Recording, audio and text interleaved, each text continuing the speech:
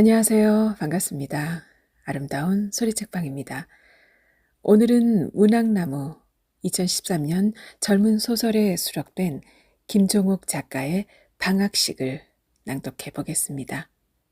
끝까지 들으시면 김종옥 작가의 창작 노트도 엿보실 수 있어요. 방학식 김종옥. 소년이 돌아왔을 때 집에는 아무도 없었다. 열쇠로 문을 딸 필요는 없었다. 문은 항상 열려 있었으니까. 도둑이 들었다는 소리를 들어본 적 없는 평화로운 시절에 평화로운 동네였지만 문을 잠그지 않고 소년의 가족이 생활하는 건 그래도 유별난 일이었다. 때때로 문을 잠가야 한다는 생각이 떠오르기도 했지만 그건 언제나 시급하지 않은 일이었다. 지금껏 아무 일도 없었으니 앞으로도 그러리라고 막연하게 생각하는 것 같았다.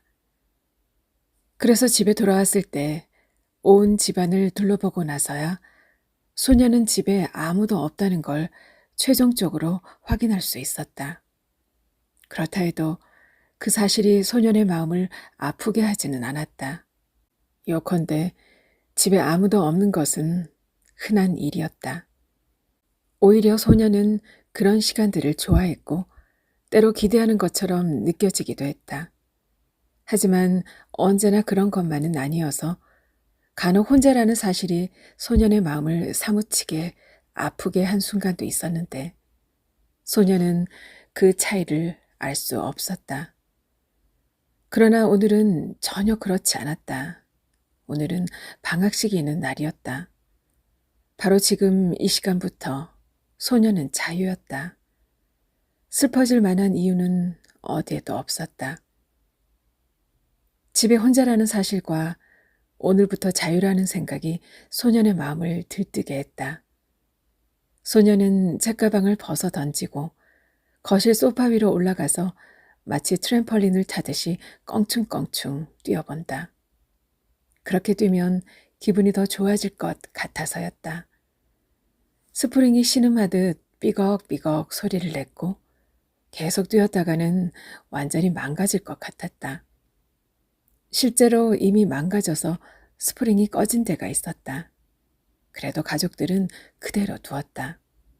새 소파로 바꿀 만한 돈이 없어서라기보다는 소파쯤이야 조금 망가져도 사용하는 데 별 지장이 없다고 생각했기 때문이었다.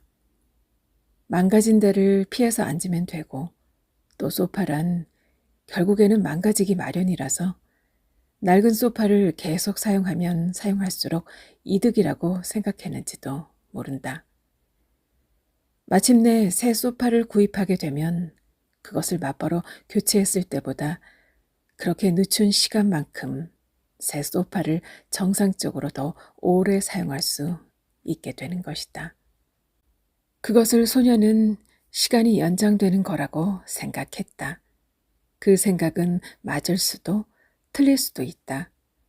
그러나 적어도 한 가지만은 확실한데 만일 어느 날 소파를 바꾸게 되면 그렇게 소파 위에서 뛰는 걸 가족들이 못하게 할 거라는 사실이었다. 그렇다면 새 소파가 뭐가 좋을까? 부엌 식탁 위에는 우산 모양의 반찬 덮개가 씌워져 있었다. 소녀는 덮개를 열고 무슨 반찬이 있는지 확인했는데 별다른 건 없었다. 가스레인지 위에는 냄비가 2개 놓여 있다. 국은 어제과 똑같고 다른 냄비에는 생선조림이 들어있었는데 무척 매울 것처럼 보였다. 소년의 입안에 침이 고였다. 당장 젓가락을 들고 와 양념이 밴 생선살이나 조린 무의 맛을 보고 싶었지만 일단 미뤄둔다. 밥을 차려 먹기에는 시간이 좀 일렀다. 대신 소년은 물을 한컵 마시는 걸로 부엌 탐방을 마무리했다. 다시 거실로 나온 소년은 소파 위에 던져두었던 책가방을 열어 탐구 생활을 꺼낸다. 가정통신문이 딸려 나왔지만 소년은 부주의하게 그냥 그것을 탁자 한쪽 편으로 치워둔다. 소파에 등을 기대고 앉아 아무렇게나 탐구 생활을 들춰보면서 그림이나 사진이 있는 페이지를 유심히 들여다본다. 그러다 아무래도 입이 심심한 것 같아 다시 부엌에 들어가 냉장고 문을 열어본다. 냉동실도 열어보았지만 마땅히 먹을 거리는 없었다. 소녀는 결국 젓가락을 들고 냄비 뚜껑을 열고 생선 조림에 물을 한 조각 집어 먹는다. 역시 매웠다. 소녀는 또 물을 조금 마시고 젓가락은 그대로 식탁 위에 둔다. 시계를 보고 지금이 11시 반이니 1시간 후에 밥을 차려 먹어야겠다는 생각을 했다. 그때쯤이면 적당하다. 적어도 3시 이전에는 아무도 집에 오지 않을 것이다. 그런데 그 순간 소녀는 왜인지 모르겠지만 다시금 가슴이 뛸 정도로 기분이 좋아졌다. 방학이라든지 집에 아무도 없다든지 하는 걸로는 설명하기 어려운 행복감이 소년을 불쑥 사로잡았다. 소년은 그게 어쩌면 매운 생선조림 때문인지도 모른다고 생각했다. 하지만 생선조림이 1년에 한 번밖에 나오지 않은 무슨 대단한 반찬은 아니지 않은가? 소년은 그 점에 대해 생각해 봤지만 금방 그게 무슨 상관이냐는 결론에 이르렀다. 그러다 다시 소파에 앉아 이제는 흥미를 잃어버린 탐구 생활을 할 일 없이 들춰보는데 어떤 생각이 들었다. 그건 같은 반의 쌍둥이 여자에 대한 생각이었다. 그녀들은 소년의 바로 맞은편 아파트 건물에 살고 있었다. 그 사실을 알게 된 건 오래전의 일이지만 최근에 어떤 일 때문에 중요성이 부각되었다. 소녀는 어째서 쌍둥이들은 다 그렇게 예쁜지 모르겠다고 생각했다. 그녀들은 뭐랄까 좀 이국적으로 생겼다. 머리칼도 금발에 가까운 밝은 갈색이었고 그건 햇볕 아래선 더욱 두드러졌다. 소년과 또 다른 친구 하나가 그녀들 집에 초대받은 적도 있었다. 나중에 그 친구와 쌍둥이 중 누가 더 좋으냐는 식의 얘기를 나눴는데 마치 그들이 결정하기만 하면 그녀들은 무조건 오케이라는 식이었다. 아무튼 이번 방학을 이용해서 좀 더 친해질 거라 기대하고 있었다. 소년의 기분이 갑자기 좋아진 건 그 때문인지도 몰랐다.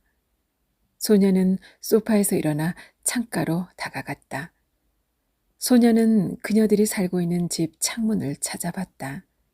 이전에 하나하나 창의 개수를 손가락으로 꼽아가며 위치를 확인해 뒀는데 이제 다시 찾으려니 이건가 저건가 확신이 서지 않았다.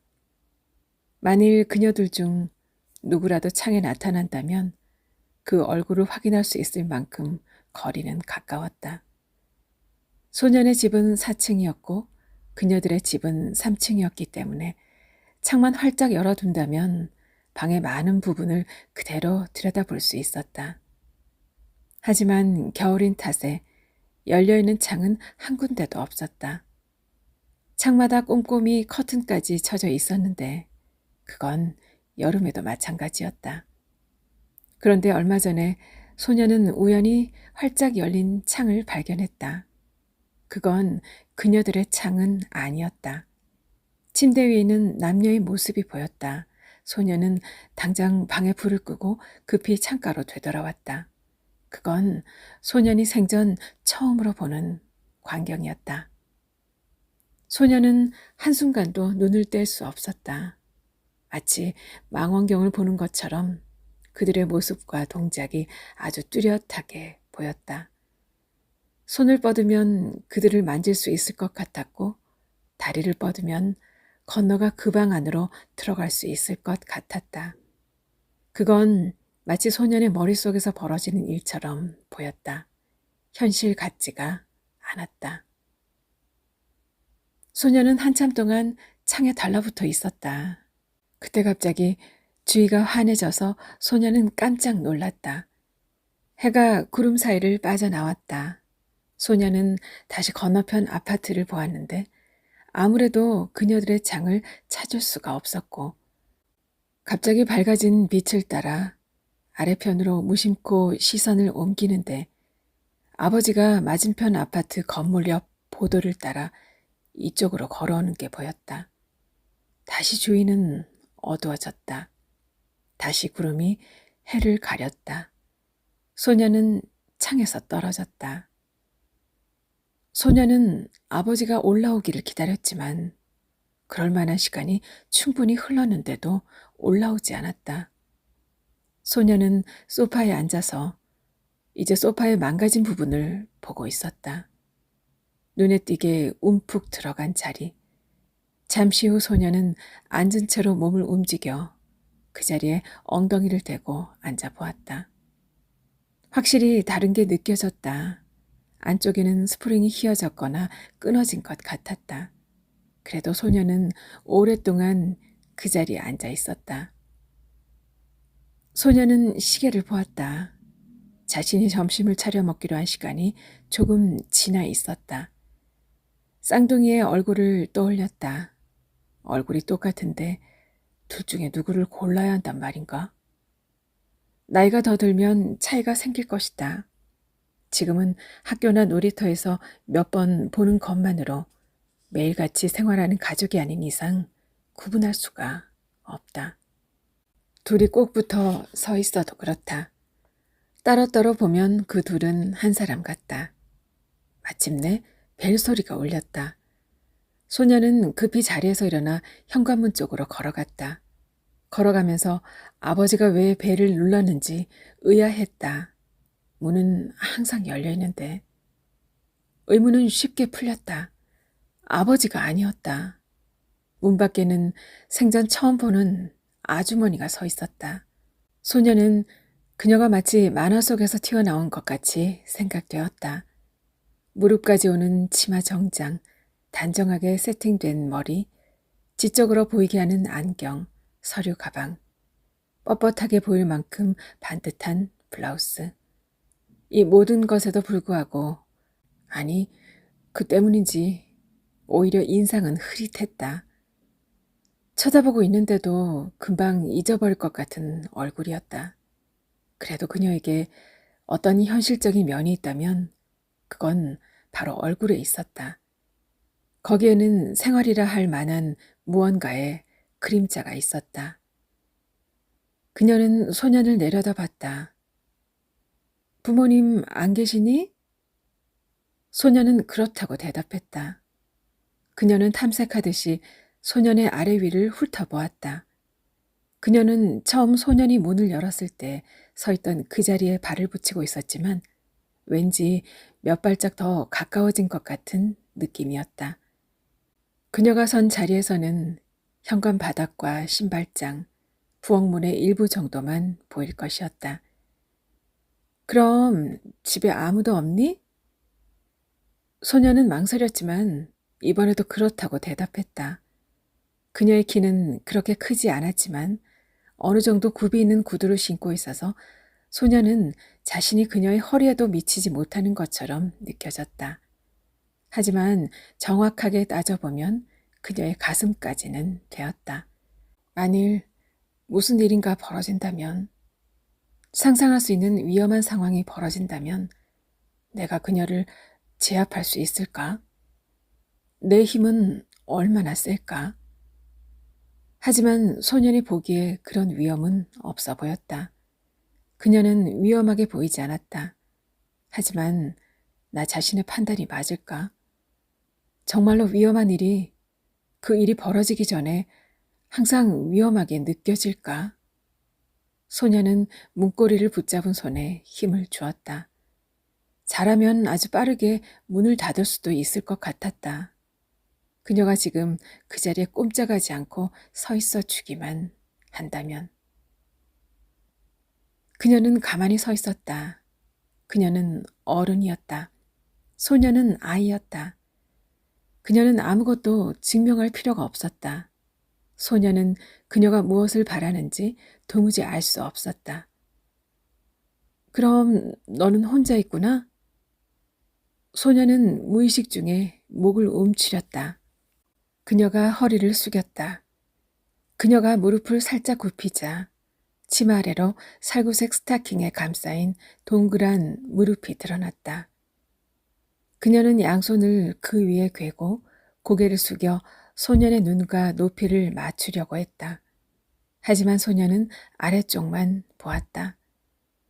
그녀의 허리와 무릎과 손과 구두. 그녀는 소년에게 몇 살이냐고 물었다. 소년이 지금보다 훨씬 어렸을 적에 항상 들었던 질문.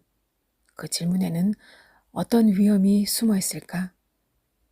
소년은 갑자기 지금 바로 등 뒤에 있는 거실 소파가 생각났다. 망가진 스프링.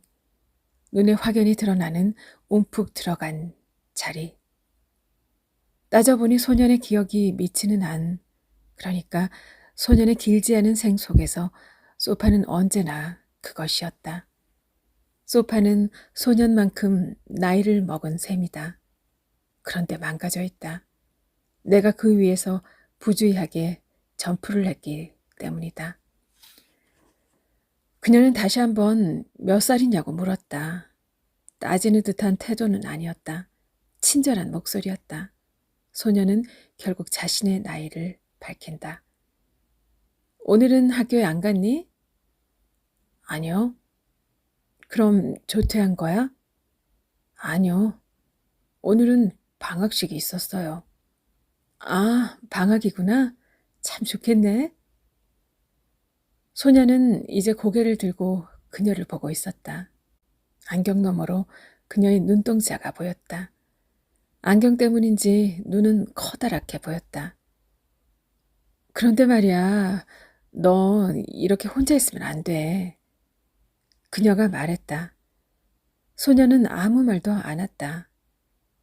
너는 지금 혼자 있으면서 아무에게나 문을 열어줬잖아. 이게 얼마나 위험한 일인 줄 아니? 그녀의 눈동자가 빠르게 움직였다. 문을 꼭 닫고 있어도 마찬가지야. 아니, 오히려 그렇기 때문에 더 위험해질 수도 있지. 집에 불이 날 수도 있고, 내가 어느 기구나 장소에 끼거나 빠질 수도 있어. 그때는 누가 널 도와주겠니? 심지어 창문 밖으로 떨어질 가능성도 아예 없다고 말할 수 없겠지?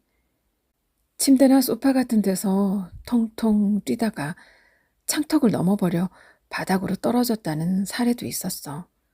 너도 그런 장난을 치지? 안 그래? 아니요. 난 그러지 않아요. 하지만 소녀는 자기 목 부분이 빨개졌다고 느꼈다. 그녀의 눈동자는 그걸 놓치지 않은 것처럼 보였다. 그녀는 한숨을 쉬었다. 자세가 불편했던지 허리를 폈다. 밥은 너 혼자 차려 먹니? 이제 점심시간인데. 네, 반찬도 밥도 국도 다 있어요. 그냥 끓이기만 하면 돼요. 그럴 줄 알았다. 너같이 어린애가 부엌에서 가스레인지를 켜고 끄는 건 전혀 잘못된 거야. 아까도 말했듯이 불이 날 수도 있다고. 가스는 제대로 끌 줄 아니? 가스가 얼마나 무서운 건데. 이건 진짜 잘못된 거야. 아이를 방치하고 있는 거라고. 너희 부모님들은 말이지. 그렇지 않아요. 나는 그렇게 어리지 않아요. 그리고 항상 이렇게 집에 혼자 있는 건 아니야. 오늘은 방학식이고, 그래서 평소보다 집에 일찍 돌아왔으니까. 너는 어려. 내가 어린지 어리지 않은지는 내가 결정하는 게 아니야. 그럼 누가 결정하죠? 그녀는 소년을 바라봤다. 소년은 고개를 바짝 치켜들고 있었다. 너는 보호받아야 해. 전 보호받고 있어요.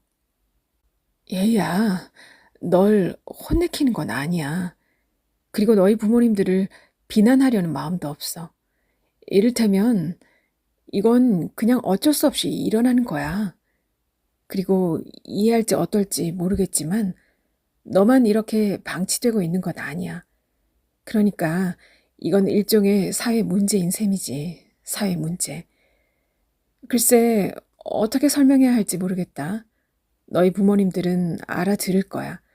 난 그들이 이 문제에 대해 심각하게 생각하지 않는다는 점에 화가 나지만, 그래도 난 충분히 준비가 되어 있어. 어쨌든 나로서도 이건 정말 어려운 문제구나. 알아요. 나도 충분히 이해할 수 있어요. 하지만 난 어리지 않아요. 나는 보호가 필요 없어요. 아니, 틀렸지. 아까 너는 보호받고 있다고 말했잖니. 보호받고 있지만 소녀는 어리둥절해졌다. 그래, 너는 보호받고 있어. 하지만 그게 충분하지 않은 거야. 이렇게 말하면 만족하니? 소녀는 아무 말 안 했다. 머릿속이 복잡했다. 뭘 만족하죠? 얘야, 봐봐. 너는 지금 혼자잖아. 그건 사실이잖아. 하지만 집에 있죠. 집은 안전하지 않아. 알겠어? 너는 지금 안전하지 않아. 하지만 영원히 그렇지는 않아요. 이제 곧 형도 올 거고 어머니도 올 거예요. 내 말을 이해 못 하는구나. 너는 24시간 내내 보호가 필요하단 거야. 너는 그럴 자격이 있어. 너는 이를테면 그냥 너 자신이 아닌 거야. 누가 그럴 수 있죠? 누가 24시간 내내 당연히 국가지. 국가요? 그래, 국가. 너도 알겠지? 한국, 미국, 이런 나라 말이야. 소녀는 그녀가 안경을 벗었다가 다시 쓰는 걸 보았다. 안경을 벗자 보기보다 나이가 더 들어 보였지만 그게 무슨 의미가 있는지 몰랐다. 다시 안경을 쓰자 그녀는 전혀 다른 사람이 된 것 같았다. 그녀는 서류 가방을 고쳐 쥐었다. 소녀는 그녀가 그 안에서 뭘 꺼낼 거라고 예상했는데 그러지 않았다. 국가는 너에 대해 잘 알고 있어. 아니, 너에게 관심을 쏟고 항상 신경 쓰고 있지. 그럼 아줌마는 국가에서 나왔나요? 넌 내 말을 이해하지 못하는구나. 하긴 이해하기 어렵겠지. 그래, 이렇게 설명하면 어떠니? 너에게 종교가 있는지 없는지 모르겠지만 이런 얘기는 들어본 적이 있을 거야. 하늘에는 하나님의 나라가 있다고.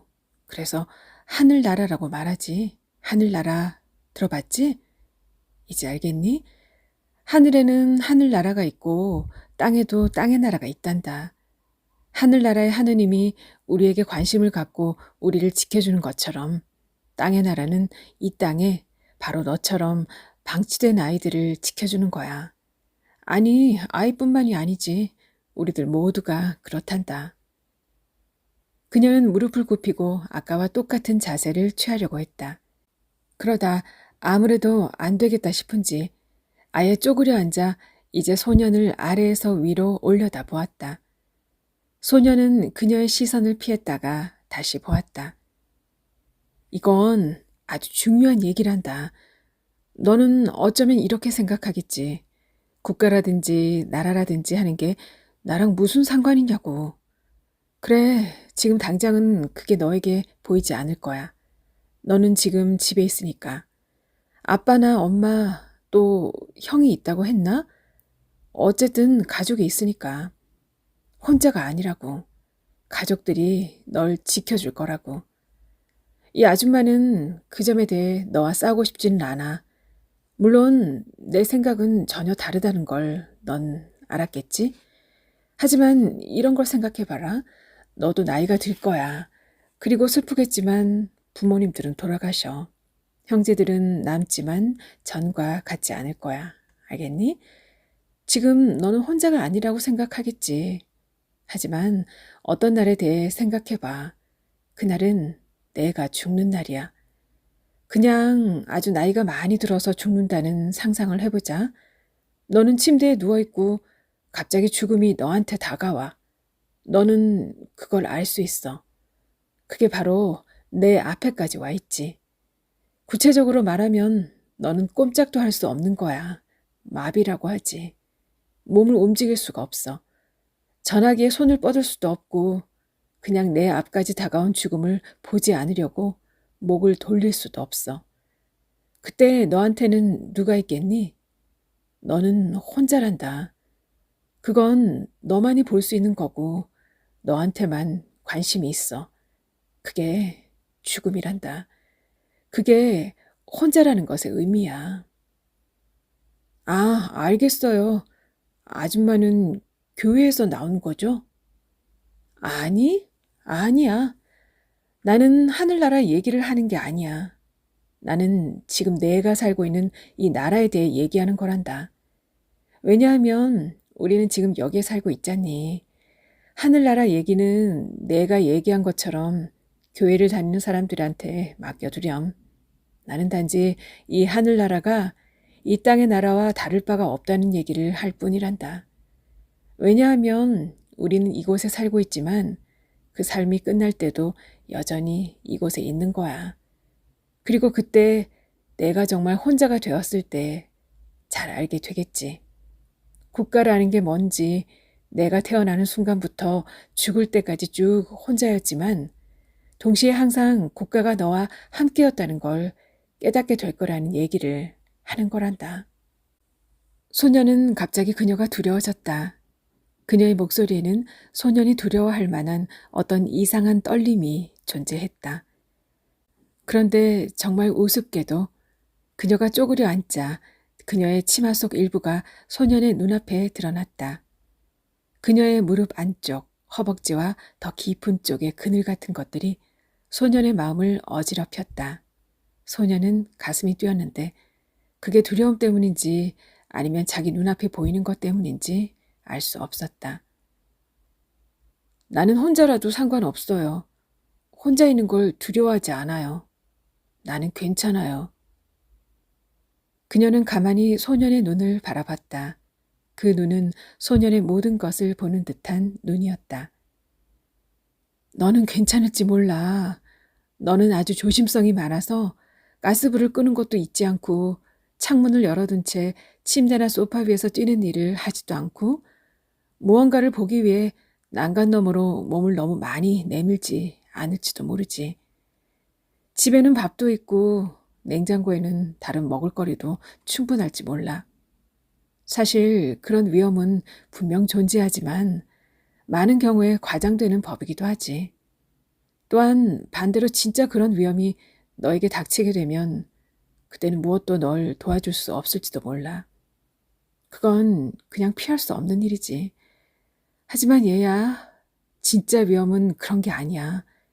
진짜 위험은 내가 보는 것, 말하는 것, 생각하는 것 속에 있단다. 그 모든 게 이를테면 말이지. 잘못되면 그때 너는 진짜 위험에 빠지는 거야. 그리고 그게 국가가 너한테 가지는 관심의 가장 큰 부분이지. 내 말 이해하겠니? 소녀는 고개를 저었다. 내가 잘못된 걸 보고 잘못된 말을 하고 잘못된 생각을 하는 게 가장 위험하다는 뜻이야. 그리고 이 위험도 너도 쉽게 짐작하겠지만 내가 혼자일 때 더 커지겠지. 안 그러니? 너는 혼자일 때 어떤 나쁜 걸 훔쳐보고 나쁜 욕을 하고 나쁜 생각들을 하지 않니? 그게 훨씬 더 쉬워지지 않니? 내 마음에 정직하게 질문하고 답을 해봐라. 아니라고 말할 수는 없을 거야. 나도 내 나이 때는 그랬으니까. 아주 못된 생각들을 하면서 시간을 보내곤 했지. 하지만 이제는 국가가 나와 함께 있다는 걸 이해하고 있단다. 나의 모든 것을 보고 있다는 걸. 너는 이 아줌마의 말을 믿지 않니? 내 생각들을 볼 수 있다는 거예요? 물론 말 그대로 볼 수 있다는 건 아니지. 그건 초능력에 속하는 일이야. 하지만 대부분은 알 수가 있지. 생각은 언제나 어떤 형태로든 밖으로 표현되는 법이니까. 단지 그걸 잘 해석해내기만 하면 되지. 그것을 위해 국가는 많은 방법을 가지고 있고 또 점점 발전시키고 있단다. 나는 지금 내가 뭘 보고 뭘 생각하는지 알 수 있어. 소녀는 괜히 얼굴이 붉어졌다. 하지만 괜찮단다. 아직 너는 어린애 불가하니까 충분히 달라질 수 있어. 오늘이 그래서 정말 중요한 날이 되는 거야. 내가 나의 말을 이해하고 또 믿는다면 너는 절대로 위험에 빠지지 않을 거야. 너는 아주 안전해지는 거야. 너에게 어떤 큰 위험이 닥쳐온다 해도 오늘로써 너는 그 모든 위험을 잘 헤쳐나갈 수 있는 믿음을 얻게 되는 거지. 그녀는 일어섰다. 그녀는 무릎을 폈고 치마를 탁탁 소리를 내며 정리했다. 재킷에 소매단을 매만지고 허리단을 아래쪽으로 당겨 폈다. 블라우스 깃을 원래 형태로 조심스럽게 돌려놓았다. 그리고 소년에게 손을 내밀었다. 자, 이제 그 집에서 나오렴. 아줌마와 함께 갈 데가 있어. 어디요? 그녀는 아무 말도 하지 않았다. 그래도 손은 치우지 않았다. 소년도 가만히 있었다. 마음 깊은 곳에서 그녀와 함께 그게 어디든지 가고 싶다는 생각이 들었다. 소년은 그 마음이 너무나 이상해서 가만히 바라보았다. 하지만 소년이 끝내 그녀를 따라 나서지 않은 이유는 소파 때문이었다. 이상하게도 그 소파를 버려두고 떠나서는 안 된다는 생각이 들었다. 그리고 다시 돌아왔을 때 그게 사라져버릴 생각도 들었다. 언제 다른 새 소파로 바꿔도 이상하지 않을 낡은 소파였으니까. 소녀는 말했다. 안 돼요. 저도 아줌마랑 같이 가고 싶지만 그럴 수 없어요. 이제 곧 엄마가 돌아올 거예요. 그때 제가 집에 없으면 무척 걱정하실 거예요. 그녀는 한숨을 쉬었다. 얘야, 우린 참 많은 대화를 나눴지만 전혀 서로를 이해하지 못하고 있구나. 무엇보다 말이지, 나는 내게 정직하지 못했다는 점을 먼저 고백해야겠구나. 나는 이제 내 말을 믿을 수가 없구나. 아니, 처음부터 그랬다고 말해야겠지. 너는 거짓말을 하고 있어. 뭐가 거짓말이라는 거죠? 너는 지금 엄마가 곧 돌아올 거라고 했는데 그걸 내가 어떻게 믿을 수 있니? 소녀는 자기도 모르게 웃음이 났다. 엄마가 곧 돌아온다는 게 어떻게 거짓말할 수 있죠? 여긴 저희 집이고 당연히 모든 엄마는 집으로 돌아오죠. 그렇지. 엄마가 곧 오신다는 건 평상시라면 믿을 수 있는 말이지. 하지만 너는 거짓말을 했잖아. 한번 거짓말을 한 사람은 계속 거짓말을 하는 법이란다. 그리고 그래서 나는 더욱 걱정이 되는 거야. 아까도 말했듯이 정말로 위험한 건 그건 잘못된 말들이니까. 내가 무슨 거짓말을 했다는 거예요? 그녀는 고개를 저었다. 그러고 금방 다시 고개를 끄덕였다. 그녀는 계속 그 자리에 서 있었다. 너는 우리가 처음 대화를 나눴을 때 오늘 방학식이 있었다고 했지? 그래서 일찍 집에 돌아왔고. 예. 그런데 어느 학교도 11월에 방학식을 하지는 않아. 소녀는 아무 말 할 수 없었다. 그건 누구나 알고 있단다. 오늘이 며칠인지 너도 알고 있지. 그것마저 거짓말로 속일 수는 없는 거야. 그렇지 않아? 11월이 아니야? 소년도 가만히 생각했다. 그래, 아직 11월이네. 그러고 보니 작년에는 또 재작년에도 이렇게 일찍 방학을 하지 않았는걸. 나는 내가 오늘 학교에 갔다는 사실조차 믿을 수가 없어. 차라리 내가 아침부터 집에 있었다고 믿는 게 더 그럴듯한 일이겠지. 심지어는 어제도 안 갔을지 모르지. 난 정말 걱정이 되는구나. 너같이 어린애가 학교도 나가지 않고 거짓말을 하고 게다가 내가 뭘 보고 뭘 생각하는지 방금 전에도 내가 쪼그려 앉아있을 때 너는 너무 오랫동안 혼자 있었던 거야. 아니에요. 난 거짓말을 하지 않았어요. 정말로 오늘 방학식이 있었단 말이에요. 그걸 뭐로 증명할 수 있겠니? 소녀는 생각했다. 잠시 후 소녀는 뭔가를 깨달았다는 듯 소리쳤다. 맞아요. 탐구 생활이 있어요. 가정통신문도 있고 그게 다 집에 있어요. 그걸 보시면 되잖아요. 내가 무슨 말을 하는지 모르겠구나. 탐구 생활이라니. 그게 뭐니? 방학 숙제요. 학교에서 나눠준단 말이에요. 방학 되면 언제나 나눠줘요. 그게 집에 있어요. 오늘 받아왔어요. 그걸 보면 알 수 있잖아요. 글쎄, 나는 그런 얘기를 들어본 적이 없는데 탐구 생활이라니. 말도 안 되는 소리 하지 마세요. 그럼 방학 숙제도 없는 방학이 있겠어요? 그래, 그런 게 있을 수 있겠지. 하지만 그게 내 거라는 걸 어떻게 증명하니? 또 내 거라 하더라도 그게 이번 방학 때 받은 거라고 어떻게 알 수 있니? 아, 이 아줌마는 억지를 부리고 있군요. 저는 아줌마가 탐구 생활을 모른다는 걸 믿을 수 없어요. 그건 누구나 알고 있거든요. 그건 우리 형도 제 나이 때 받았던 거라고요. 또 그게 내 거라는 걸 굳이 증명할 필요는 없어요. 왠지 알아요? 소녀는 득이양양했다. 왜? 그게 있다는 걸 증명하기만 하면 돼요. 그러니까 거기에 날짜가 있다고요. 정확히 올해 겨울방학을 위해 만들어진 거라는 증명이 되죠. 만일 어느 학교도 11월에 방학을 하지 않는다면 어느 학생도 그것을 가지고 있을 수 없죠. 방학이 되기도 전에 학교에서 나눠줄 리는 없으니까요. 그렇지 않아요? 소녀는 자신의 영특함에 도취되었다. 나는 이렇게 똑똑하구나. 모르긴 몰라도 나와 비슷한 또래들 중에 나만큼 똑똑한 애가 있을까? 어쩌면 웬만한 어른들보다 나을지도 모른다. 이 아줌마는 지금껏 잘난 척 많은 말들을 떠들어댔지만 정작 탐구 생활이 뭔지도 모르고 거기에 인쇄 날짜가 있다는 사실도 미처 고려하지 못하는구나. 좋아요. 자, 그럼 나랑 같이 집에 들어가서 확인해 봐요. 또 말씀드릴 수 있는 건 그게 지금 소파에 있다는 거예요. 만일 내가 어딘가에서 내게 아닌 옛날 탐구 생활을 보여드리려 한다면 그건 다른 곳에 있어야겠죠. 소녀는 흥분했다. 오늘 방학식이 있었다는 사실을 증명할 만한 여러 아이디어가 마구 머리에 떠올랐다. 그건 마치 문자 그대로 샘솟는 듯했다. 심지어 그건 자신의 생각이 아닌 것 같았다.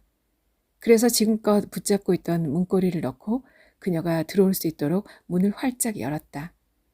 그녀가 얼른 들어오지 않자 소녀는 급한 마음에 그녀의 팔을 붙들고 끌어당기려 했다.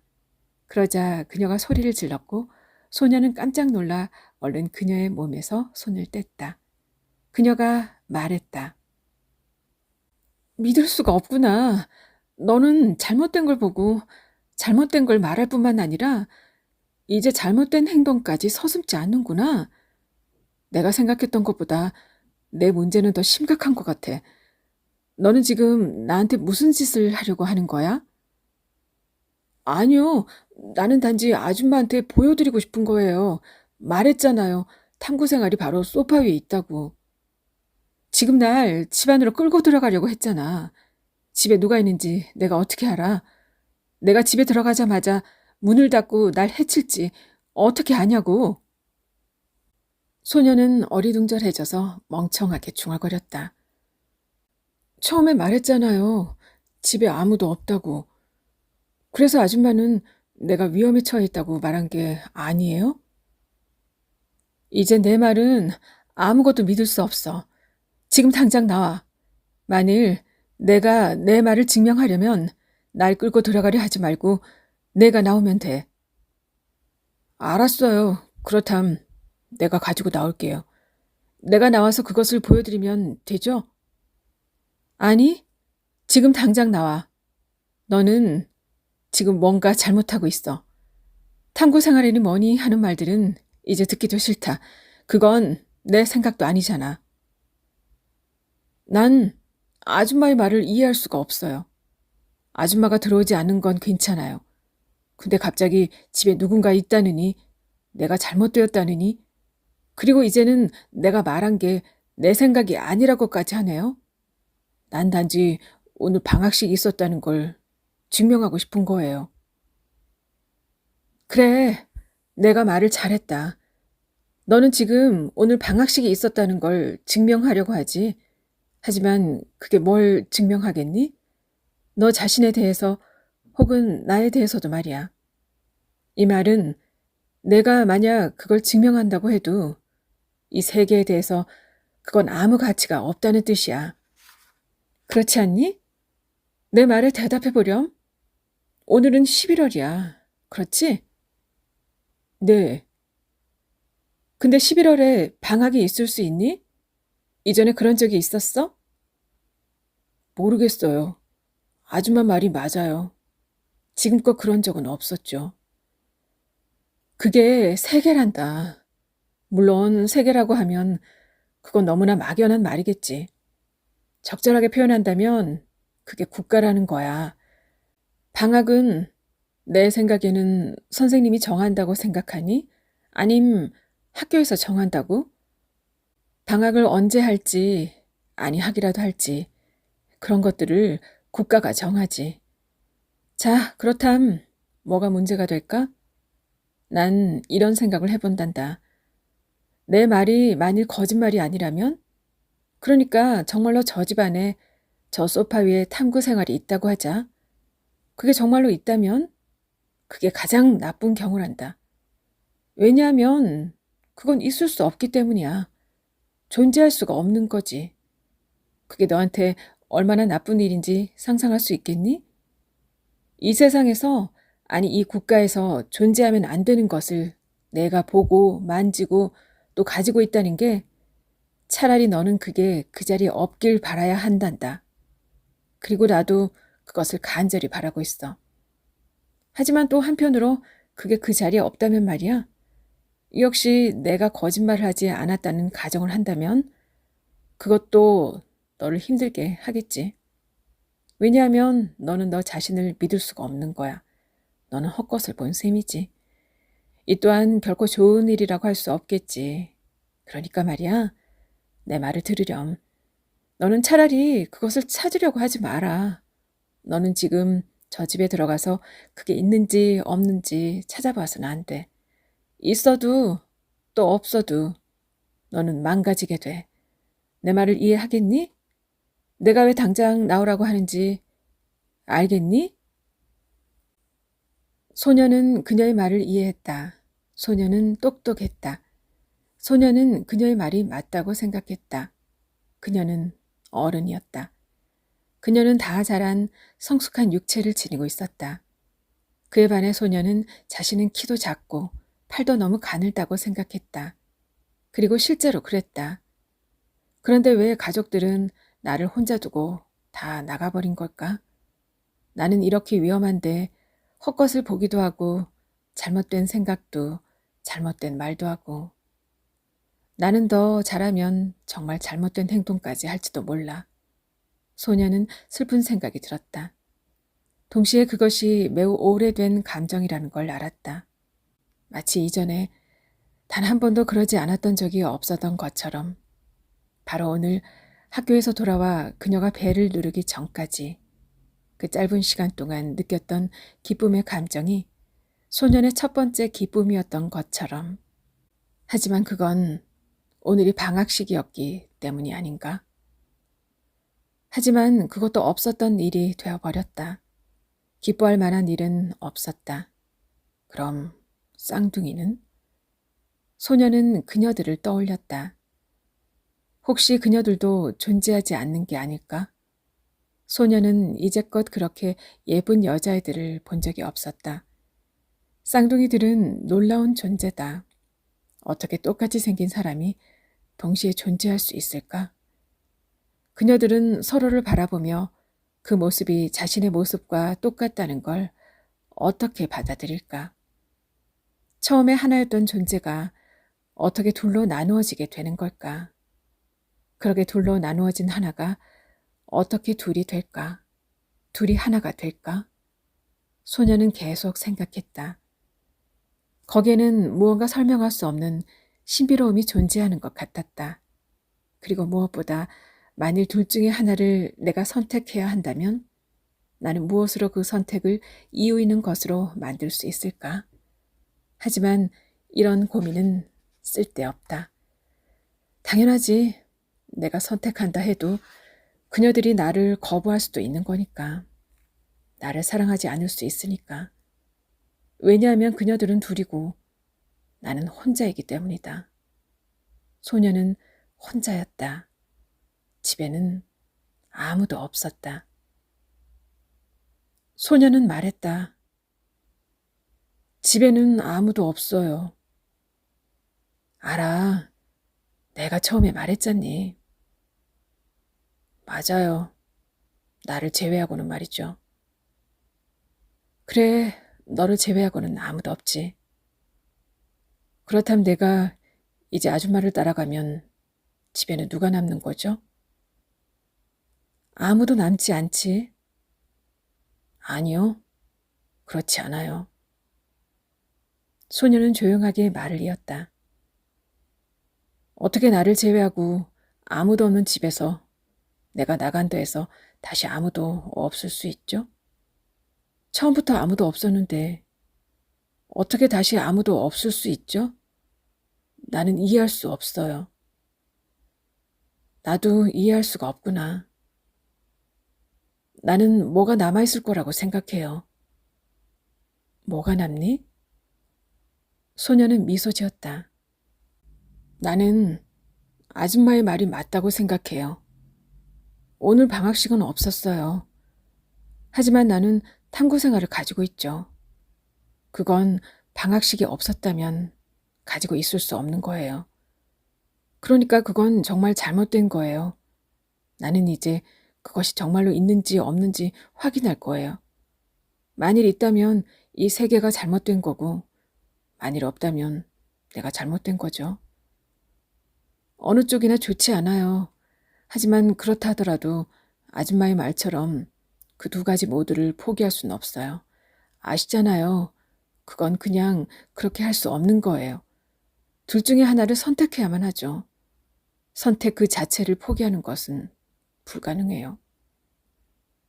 그녀는 천천히 고개를 저었다.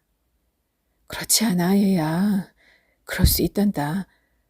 너는 헛된 집착을 부리는 거야. 너는 나와 함께 갈 수 있어. 너는 그것을 선택할 수도 있어. 아줌마, 정말이에요. 나도 그러고 싶어요.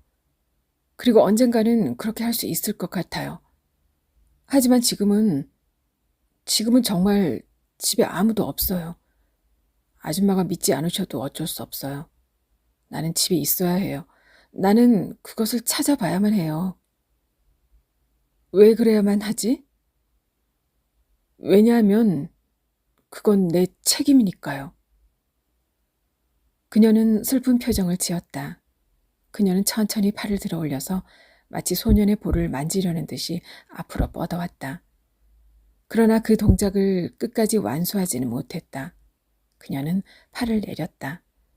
아래로 늘어뜨린 팔을 어떻게 둬야 할지 모른다는 듯이 가만히 내려다보았다. 그녀는 고개를 들었다. 좋아. 그럼 내가 여기서 기다리마. 그게 없다면 그냥 나오고 그게 있다면 나한테 가지고 오렴. 그럼 되잖아. 소녀는 잠시 생각했다. 그리고 알겠다고 말했다. 소녀는 문을 열어뒀다. 그리고 천천히 돌아서 집안을 보고 섰다. 소녀는 그것이 그대로 변하지 않았다는 걸 알았지만 이상하게도 굉장히 오랜 시간이 흐른 것처럼 느껴졌다. 오랫동안 집을 떠나 있다 돌아왔을 때처럼. 여름방학 동안 시골집에 내려갔다 올라왔을 때처럼 아무것도 변하지 않았는데 아주 낯설게 느껴졌다. 찬찬히 둘러보아도 무엇이 변했는지 결코 알 수 없었지만 그럴수록 오히려 그 변하지 않았음이 집을 더 기괴하게 보이게 했다. 소녀는 점점 나이를 먹었다. 한 발짝씩 집 안으로 들어갈 때마다 점점 자라났다. 소녀는 청년이 되었고 청년은 어른이 되었다. 미처 그런 신체 변화를 따라 잡지 못한 정신이 휘청거렸다. 그러나 금방 중심을 잡고 다시 한 발짝을 옮겼다. 이제 저기 문 앞에 서 있는 아줌마만큼 나이를 먹었다. 쌍둥이도 그랬다. 그녀들은 여전히 구분할 수 없을 만큼 똑같았다. 하지만 소년의 예상대로 어렸을 때만큼은 아니었다. 쌍둥이 중 하나가 수줍었듯 말했다. 어쩔 수 없는 일이잖아. 우리도 나이를 먹었는걸. 소년은 괜찮다고 말했다. 그건 너희 잘못이 아니야. 소파는 그대로였다. 소년은 그 앞에 가까이 다가갔다. 하지만 가까이 다가가 보자 소파도 나이를 먹은 게 분명했다. 이제는 어떻게 할 수 없을 만큼 망가져 있었다. 하지만 그 자리에 있다. 소년은 괜히 마음이 짠해진다. 자신이 어렸을 때 철부지처럼 별 이유도 없이 방방 뛰었던 자리마다 쑥 들어가 있다. 소년은 소파에 앉았다. 몸이 커진 탓인지 아니면 소파가 망가진 탓인지 자리는 좁고 불편했다. 탐구 생활도 그 자리에 있었다. 소년은 그것을 집어들고 몇 장을 들춰보았다. 계란을 식초에 담그면 어떻게 될까? 식물은 어떻게 광합성을 할까? 소년은 슬며시 미소 지었다. 자신이 아직도 이런 질문들에 답할 수 없다는 게 우스웠다. 마지막 장에 이르러 날짜를 확인했다. 하지만 그건 이제 아무 의미도 없었다. 그건 너무나 오래된 이야기였다. 탐구 생활을 내려놓고 그대로 소파에 앉아 다시금 집안을 천천히 둘러보았다. 소년은 이제 분명하게 시간이 무슨 일을 하는지 알았다. 소년의 눈앞에서 집은 빠르게 돌린 필름 속 장면처럼 낡아져 갔다. 벽지가 일어나고 천장이 내려앉기 시작했다. 마룻바닥은 닳고 갈라져 갔으며 색이 바래고 결국 쪼개졌다. 무언가 자꾸 떨어지고 전등갓은 깨졌으며 전선들이 늘어뜨려졌다. 벽지가 다 떨어져 나간 시멘트 벽면은 아래쪽부터 검게 변해갔고 금들이 마치 경주를 하듯이 사방으로 번져나갔다. 문들이 사라지고 가구와 전자제품들도 순식간에 사라졌다. 마지막으로 붙박이 장들이 뜯겨나가고 방과 방 사이의 가벽들이 허물어졌다. 그리고는 불이 꺼졌다. 소녀는 눈을 감았다. 너만이 볼 수 있고 너한테만 관심이 있어. 그녀가 말했다. 소년이 다시 현관문 앞으로 돌아갔을 때 문 밖에는 아버지가 서 있었다. 아버지가 말했다. 들어가도 되니? 소년은 아버지의 뒤편을 힐끔 넘겨다보며 물었다. 여기 어떤 아줌마 한 분 계시지 않았어요? 아버지는 못 봤다고 말했다. 하지만 소년은 그렇지 않을 거라고 생각했다. 아파트는 계단식 아파트였고 5층짜리 건물이라 엘리베이터도 없었다. 두 사람이 서로를 보지 못하고 엇갈릴 수 있는 방법은 없었다. 소년은 아버지를 의심스러운 눈초리로 쳐다봤다. 근데 뭐라고 하셨죠? 내가 들어가도 되냐고 물었다. 안 돼요. 소년은 말했다. 안 되는 거 아시잖아요.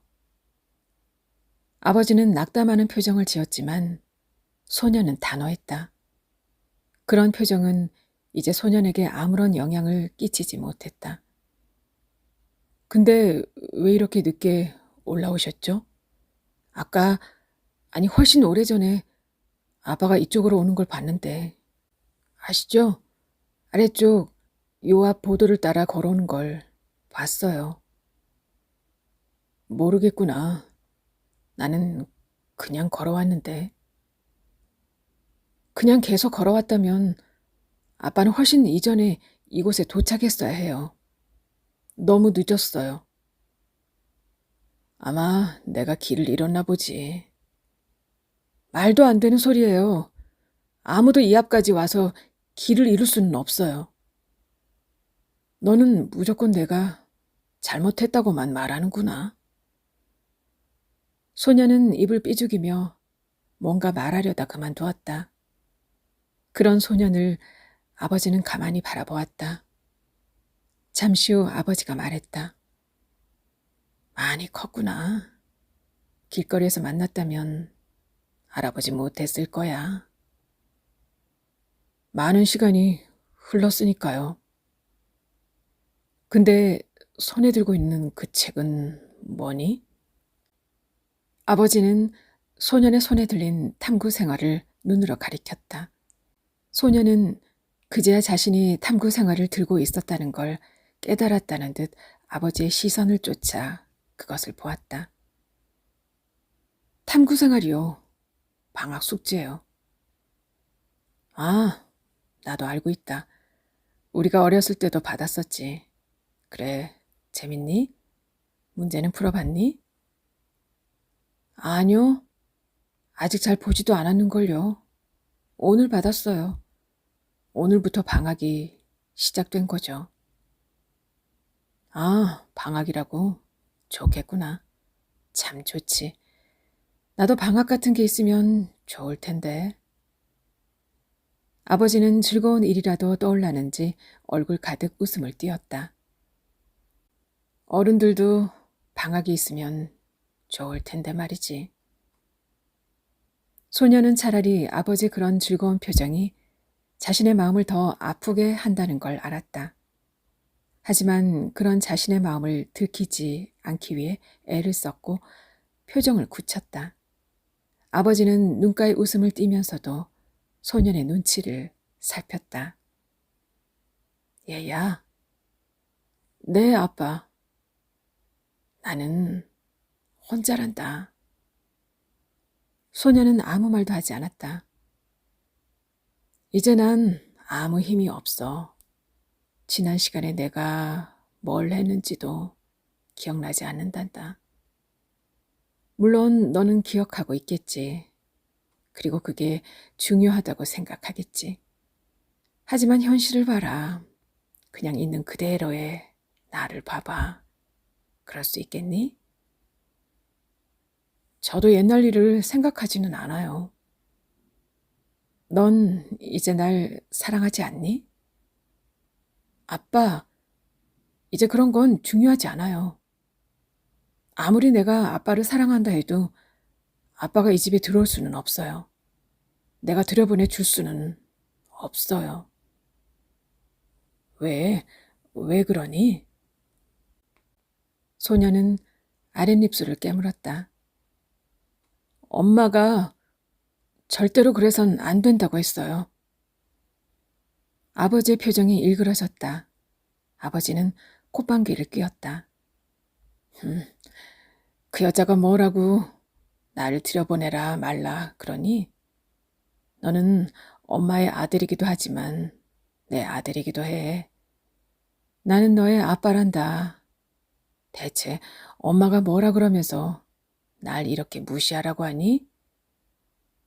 아빠, 그래. 아빠가 죽었다고 했어요. 뭐라고? 아빠는 죽었다고요. 아버지는 깜짝 놀랐다. 믿을 수 없다는 표정으로 아들을 바라보았다. 하지만 그게 뭘 믿을 수 없다는 표정인지는 분명하지 않았다. 자신의 죽음인지 아님 아들이 그것을 알고 있다는 사실인지. 소녀는 말했다. 아빠, 이제 끝났어요. 매번 이렇게 와서 항상 똑같은 대화를 반복하는 것도 지겨워요. 나도 살아야 하잖아요. 아버지는 말이 없었다. 소녀는 마음이 아팠다. 소녀는 말했다. 아빠, 누구나 혼자예요. 아무도 자신을 지켜주지 않아요. 스스로 그렇게 해야 해요. 아빠, 아빠. 음, 나는 무서워요. 안다. 아빠, 음, 이제 문을 닫을게요. 아버지는 소년을 바라보았다. 그 눈 속에는 그 아이가 태어난 순간부터 죽는 순간까지 전 인생의 모습이 담겨 있었다. 그런 아이를 그냥 혼자 두고 떠나는 것이 아버지에게는 가장 후회스러운 일이었다. 소년도 아버지를 보았다. 마치 이 세상에서 가장 불행한 한 사나이를 보듯이, 마치 이 세상이 찢기고 망가지고 완전히 실패한 어떤 지점을 보듯이. 문이 닫히자 소년은 하나의 세계가 완전히 사라졌다는 것을 알았다. 하지만 그것은 아주 작은 일부분이었다. 적어도 그 전부는 아니었다. 소년은 그렇게 해야 한다는 것을 알고 있었다. 그렇다 하더라도 마음이 아픈 건 어쩔 수 없었다. 소년은 문을 잠갔다. 가로대를 세로로 돌리고 세로대는 가로로 돌렸다. 손끝에 자물쇠가 제자리를 찾는 묵직한 느낌이 분명하게 전해졌다. 소년은 가스레인지를 켜고 내비 뚜껑을 연 채 생선 조림이 끓기를 기다렸다. 국 냄비에도 불을 넣었다. 소년은 찬장에서 그릇을 꺼냈다. 국은 국그릇에, 생선 조림은 넓고 오목한 그릇에 옮겨 담았다. 냉장고에서 밑반찬도 꺼냈다. 소년은 밥을 밥그릇에 퍼담고 수저를 챙겼다. 소년은 식탁에 앉아 밥을 먹었다. 밥을 다 먹고 난 후 그릇들을 설거지통에, 냉장고에서 꺼낸 밑반찬들은 다시 랩을 씌워 도로 냉장고 안에 집어넣었다. 컵에 물을 따라 마셨다. 소년은 식탁 위를 행주로 훔쳤다. 부엌을 나서기 전에 소년은 꼼꼼하게 모든 것이 제자리로 돌아갔는지 확인했다. 가스불이 꺼져 있는지도 눈으로 확인했는데 손잡이는 안전하게 꺼짐 칸에 맞춰져 있었다. 소년은 그런 작은 부분까지 확인하는 자기 자신이 좀 우스웠다. 소년은 조금 졸린 느낌이 들었으나 방에 들어가지 않고 거실 소파에 앉았다. 정면으로 보이는 텔레비전 브라운관에 집안의 모습이 검고 흐릿하고 표면의 굴곡에 따라 왜곡되게 비쳐 보였다. 소년은 가만히 그것을 보다가 몸을 움직여 보았다. 손을 어깨 위로 들고 흔들어 보았다. 그 모습이 비춰졌다.